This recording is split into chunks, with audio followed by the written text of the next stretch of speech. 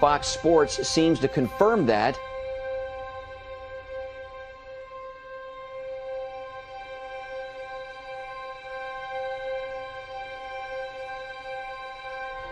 Another German homeschooling family was ripped apart when an army of German police officers and social workers surrounded the home of the Wunderlichs near Frankfurt a few weeks ago and took away their children. Their only crime was homeschooling. After an international outcry and a court hearing, the Wunderlich children were returned. But this was not a victory for homeschooling or parents' rights in Germany, because the Wunderlichs have been forced to send their children to school.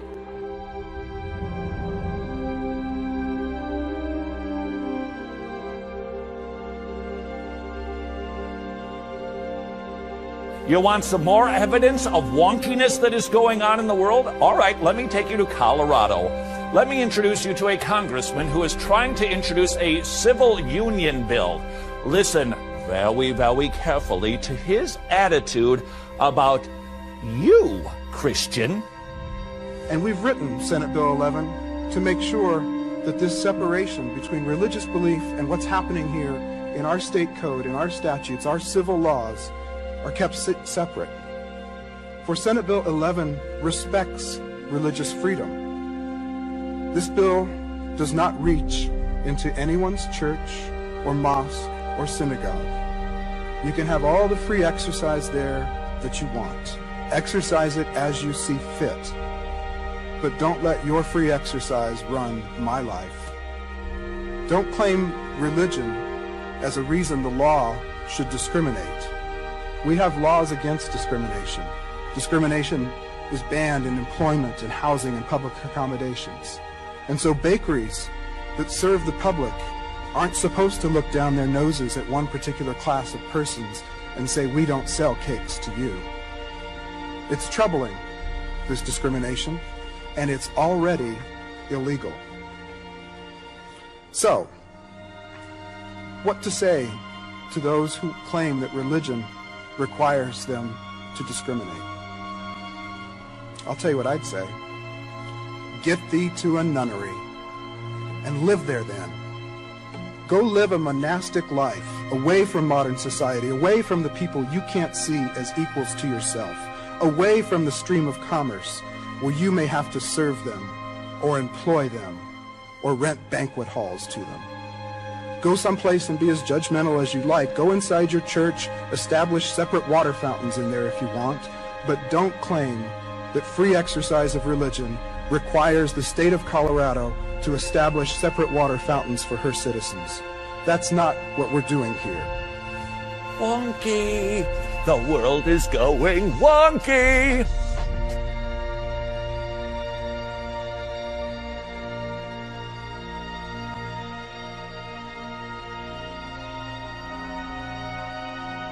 Also, Homeland Security says people who oppose abortion or worry about the threat of illegal aliens could pose a radical threat to America. They're the ones we need to be watching at Homeland Security. Why are conservative values suddenly being singled out as a terror threat? You got a bloody right to say, right, you're bloody well right. You know you got a right to say, you're bloody well right. You know you're right to say. Report from the Department of Homeland Security sent to law enforcement agencies across the country warning about the potential for an increase in right-wing extremist activity. It warns about groups and individuals dedicated to single issues like abortion, immigration, and gun rights, and even raises a red flag about veterans returning home from the wars in Iraq and Afghanistan. Some people, understandably, when they caught word of this yesterday, have issues today. J. Alan Sekulow, Chief Counsel of the American Center for Law and Justice. How you doing, sir? Good morning to you. What do you make Bill, of this? Good to see you again. Well, listen, this is outrageous. I've got the report in my hand. I've read it. I couldn't believe it when it came out. Bill, I had our office verify that it was actually correct. When I read it, there's one thing that's glaringly missing here. No discussion about the real terrorists, the Al-Qaeda cell groups and others that are located inside the United States. It's all about domestic. It's not the most dangerous. It literally changes the entire focus for the Department of Homeland Security has been doing. Correct. And it says domestic terrorists, the most dangerous, are single-issue domestic terrorists. And as you said, That includes pro-lifers, that includes people concerned about the issue of immigration, and returning what they call radicalized veterans from the Iraq and Gulf War. Interestingly, the whole article, the whole assessment, as they called it, is entitled Right-Wing Extremism, Radicalization, and Recruitment. I want to tell the Department of Homeland Security, do us all a favor, catch the real terrorists. Don't worry about the grandmother on the street corner holding up a pro-life sign or some guy that legally goes in and buys a gun for hunting. And returning veterans should be handled by Veterans Affairs and make sure they're incorporated back into the society. We owe that to our veterans. But to call them terrorists is just outrageous. The U.S. Army is directing troops to remove scripture etched into their military scopes. The passages from John and 2 Corinthians were inscribed on them by the manufacturer Trigicon. Soldiers at Fort Wainwright in Alaska told Fox News they were ordered to submit their scopes so the Bible verses could be scraped off and painted over with black paint. Disturbing. An Army spokesman said Trigicon has agreed to remove scripture from future orders.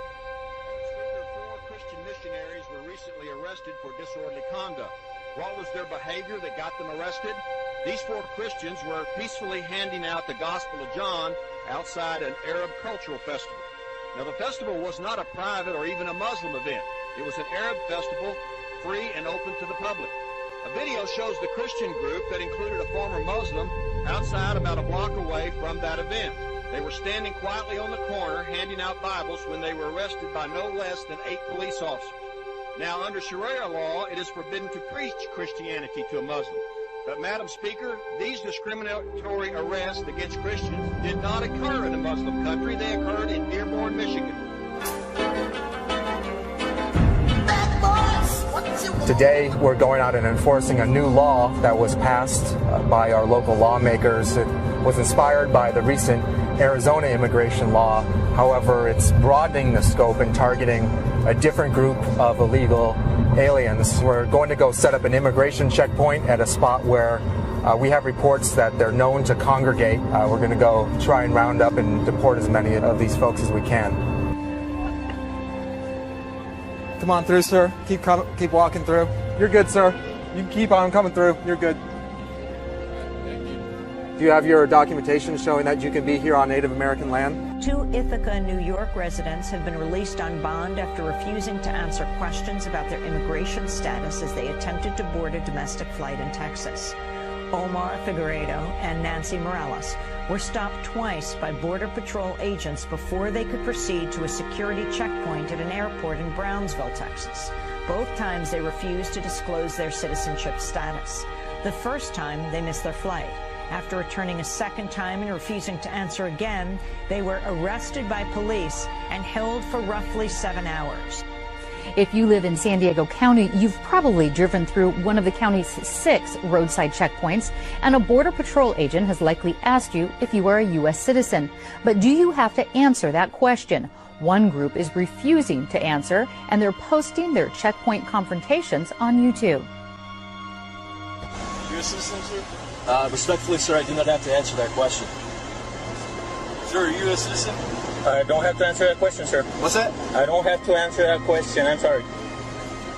I'm a private citizen. I'd like to freely travel down this road without having to answer questions from federal agents. Unless we're living in a police state, unless this is Mexico or Nazi Germany, it's still America, and I can travel down this road without having to answer questions from federal agents. And all you have to do is say I'm a U.S. citizen and be on your way. This is a matter of principle to me, sir.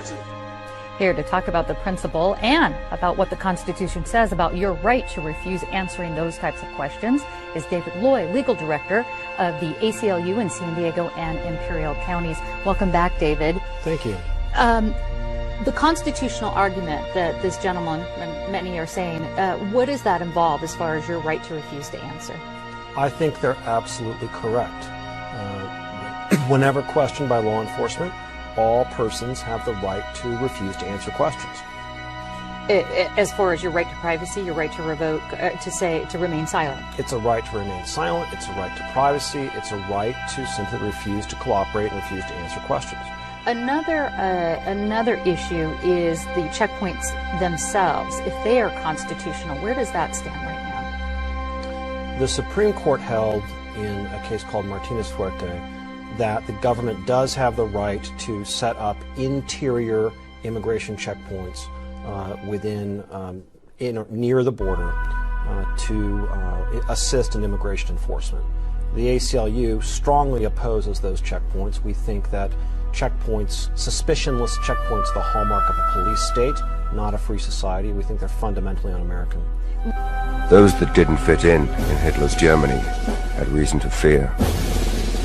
The Nazis allowed no opposition. Political parties that once had stood against them were banned. Their leaders left the country or stayed to face harassment or arrest. It was all legal, but only because Hitler now was the law. We Nazis have conquered Germany, but to restore this country completely we need discipline and we need order. So I will deal ruthlessly with anyone who would stop me. I won't have ignorant, misled, insignificant people shot, but those really responsible will in all cases be crushed to earth.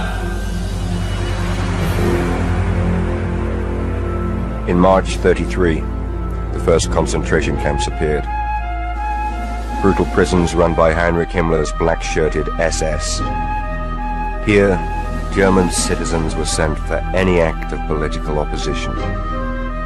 Maybe just writing an anti-Nazi slogan on a wall, or keeping a banned book, or telling a joke at the expense of some party official.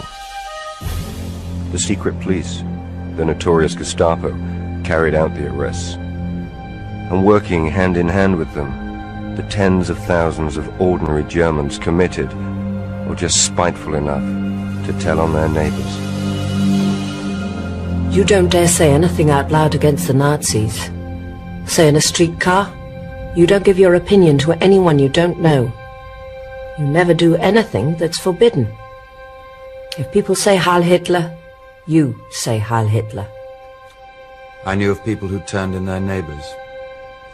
I knew of people who turned in their neighbors convinced they were doing the right thing. It's a system.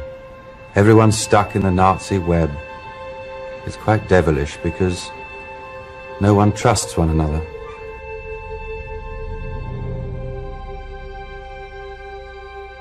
How German Jews were being victimized. How trade unions had been banned.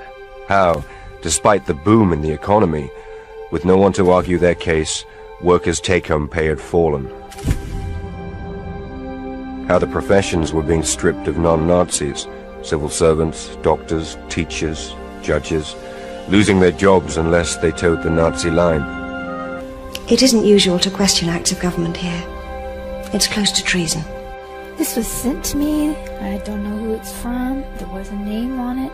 But I think it's important that I read it to you because remember I've told you that there's tunnels from the Straits up in Canada. It says Russian and Chinese forces are very active in Canada. They are rebuilding and straightening the railroad tracks for the anticipated heavy use of railway transportation for incoming military personnel from the West Coast. Both Russian and Chinese forces, as well as transporting military vehicles and armaments of food supplies. New tracks are being laid between the border states and Canada.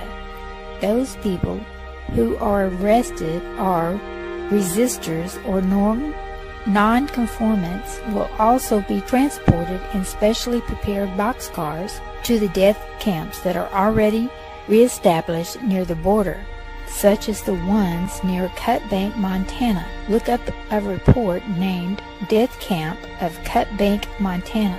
The death camp inside Cut Bank has been conveniently located right off a major Amtrak express line with the hopes of transporting these resistors and nonconformants conveniently to death by rail. Reports have been received from sources nationwide, which is indicative that certain rail cars are quietly being revamped from the inside so that they can be used for personal transports to such death camps. And looks like a normal post just sitting here on the ground, but within minutes, this piece of equipment expands to 12 feet in the air. It's been a challenge for the Fort Smith Police Department to patrol large gatherings, but they think this observation tower will solve the problem. With it being that high in the air, like I said, it is very visible. It's extremely visible. And it also gives our officers a bird's eye view over the rest of the crowd. In Canada, yet another video has surfaced and gone viral. Another video that is appearing to show blatant police brutality, this time in Ottawa. He just hit him! He just hit him!